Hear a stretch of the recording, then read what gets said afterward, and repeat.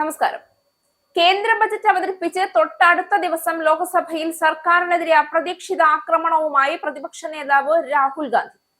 കരസേനാ മുൻ മേധാവി ജനറൽ മനോജ് മുകുന്ദ് നരവനെ എഴുതിയ ഓർമ്മക്കുറിപ്പ് രാഹുൽ സഭയിൽ വായിച്ചതാണ് ബഹളത്തിന് ഇടയാക്കിയത്. ഭരണപക്ഷത്തെ മന്ത്രിമാരടക്കമുള്ള മുതിർന്ന നേതാക്കൾ എല്ലാവരും രാഹുലിന്റെ പ്രസംഗം തടയാൻ ഒരുമിച്ചിറങ്ങുന്ന കാഴ്ചയും കാണാനായി. പ്രതിരോധ മന്ത്രി രാജ്നാഥ് സിംഗും രാഹുൽ ഗാന്ധിയും സഭാതലത്തിൽ ഏറ്റുമുട്ടിയപ്പോൾ സഹായിക്കാൻ ആഭ്യന്തരമന്ത്രി അമിത്ഷായും രംഗത്തെത്തി. ലോകരാഷ്ട്രങ്ങൾക്ക് മുന്നിൽ ഇതിനോടകം വ്യക്തമായ സ്ഥാനം നേടിയെടുത്ത ഇന്ത്യ, അമേരിക്കൻ പ്രസിഡന്റ് ഡൊണാൾഡ് ട്രംപിന് മുന്നിൽ പോലും വിറയ്ക്കാതെ നിന്ന് പൊരുതി ഇപ്പോൾ തീരുവ പോലും കുറച്ച ഇന്ത്യ, അമേരിക്കയുടെ ഒരു ഭീഷണിക്ക് മുന്നിലും വഴങ്ങാതെ റഷ്യയുമായും മറ്റു രാജ്യങ്ങളുമായും സൗഹൃദവും കരാറുകളും നിലനിർത്തിക്കൊണ്ടുപോയ ഇന്ത്യയുടെ ഈ നേട്ടങ്ങൾക്കൊക്കെ കാരണക്കാരനെന്ന് യാതൊരു സംശയവുമില്ലാതെ എല്ലാവരും പറയുന്ന നരേന്ദ്രമോദിയും അദ്ദേഹം പ്രതിനിധാനം ചെയ്യുന്ന രാഷ്ട്രീയ പാർട്ടിയും കേവലം ഒരു പുസ്തകത്തിലെ ആരോപണങ്ങളെയും വരികളെയും ഭയക്കുന്നതെന്തിനാണ്? മടിയിൽ കനമില്ലാത്തവന് കേവലം അച്ചടി മഷിയിൽ വിരളി കൊള്ളുന്നുവെങ്കിൽ അതിനു പിന്നിൽ വ്യക്തമായ ഏറ്റവും നിഗൂഢമായ കാരണങ്ങൾ ഒളിഞ്ഞിരിപ്പുണ്ട് എന്ന് സംശയിക്കുന്നതിൽ തെറ്റു പറയാൻ കഴിയും. കാരണം രാഹുൽ ഗാന്ധി വായിക്കുന്ന വരികളിൽ കുലുങ്ങുന്നത് കോൺഗ്രസിന്റെ കുത്തക ഭരണം അവസാനിപ്പിച്ചുകൊണ്ട് തുടർച്ചയായി ഇന്ത്യയിൽ കാവിക്കൊടി നാട്ടിയ, ഇന്ത്യയിലെ സംസ്ഥാനങ്ങളെല്ലാം പിടിച്ചെടുത്ത BJP ഭരണകൂടത്തിന്റെ രാജകൊട്ടാരമാണ്. കരസേനാ മുൻ മേധാവി ജനറൽ മനോജ് മുകുന്ദ് നരവനന്റെ ഓർമ്മക്കുറിപ്പ് രാഹുലിന്റെ വായനയിൽ രാജ്യത്തെ പലരെയും ഞെട്ടിച്ചു. എന്നാൽ ഏറ്റവും ഞെട്ടിയത് BJP തന്നെ. പുസ്തകം പ്രസിദ്ധീകരിക്കാത്തപ്പോൾ അതിൽ നിന്ന് വാക്കുകൾ എങ്ങനെ ഉദ്ധരിക്കാനാകുമെന്നാണ് അമിത്ഷാ ചോദിച്ചത്. പാർലമെന്ററി കാര്യമന്ത്രി കിരൺ റിജിജുവും രാഹുലുമായി ഏറ്റുമുട്ടാനെത്തി. സ്പീക്കറുടെ റൂളിംഗ് അനുസരിക്കാത്ത അംഗത്തെ എന്ത് ചെയ്യണമെന്ന് നമ്മൾ ചർച്ച ചെയ്യണമെന്നായിരുന്നു കിരൺ റിജിജുവിന്റെ ചോദ്യം.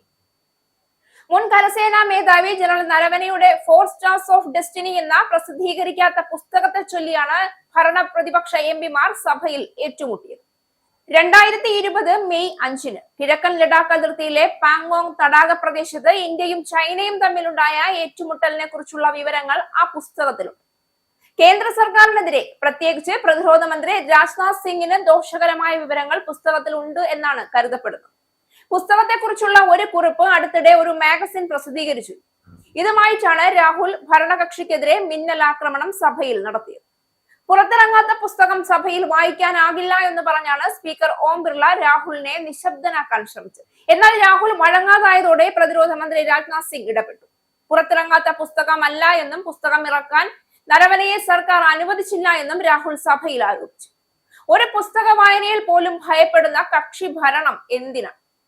രാഹുലിന്റെ പ്രസംഗം ജനങ്ങൾക്ക് സൈനിക പ്രതിരോധ സുരക്ഷാ സത്യങ്ങൾ അറിയിക്കാനാണ്. BJP ഇത് ജനങ്ങളിലേക്ക് എത്തിക്കാതിരിക്കാനാണ് ശ്രമിക്കുന്നതെന്ന ആരോപണം ശരിവെക്കുന്നതല്ലേ പുസ്തകത്തിന്റെ പുറം ലോകം കാണാതെ തടയുന്ന ഈ നടപടി? പുസ്തകത്തിലെ കാര്യങ്ങൾ ഒരു സൈനിക നേതാവിന്റെ അനുഭവങ്ങൾ, യാഥാർത്ഥ്യം, ആ സത്യത്തെ ജനങ്ങൾക്ക് അറിയിക്കുമ്പോൾ അധികാരത്തിന്റെ വിദ്യാഭ്യാസം തകർന്നു പോകും. ജനങ്ങൾ അറിയുമ്പോൾ അവർ BJP ഭയപ്പെടുന്ന, ചെന്നായി അണിഞ്ഞിരിക്കുന്ന ആട്ടിൻതോലിന്റെ യാഥാർത്ഥ്യം കാണുമെന്ന ഭയം നിഴലിക്കുന്നുണ്ടോ എന്ന ചോദ്യം ഇവിടെ പ്രസക്തമാണ്. രാജ്നാഥ് സിംഗും അമിത്ഷായും ഭയക്കുന്നത് രാജിവെച്ച് പുറത്തേക്ക് പോകേണ്ടി വരുമെന്ന യാഥാർത്ഥ്യമാണ്.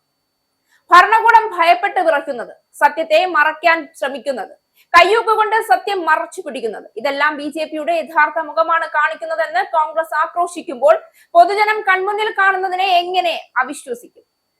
ഇന്ത്യക്കിനി നിർണായക ഘട്ടമാണ്. തിരഞ്ഞെടുപ്പ് അടുക്കുമ്പോൾ കടിപിടി കൂടുന്നവർ എന്തൊക്കെ വികൃത സത്യങ്ങളാണ് കടിച്ചുകുടഞ്ഞ് പുറത്തിടുന്നതെന്ന് കാത്തിരിക്കുകയാണ് പൊതുജനം. സത്യത്തിന്റെ നേരിന്റെ നേർക്ക് സമ്മതിദാനാവകാശം വിനിയോഗിക്കുക.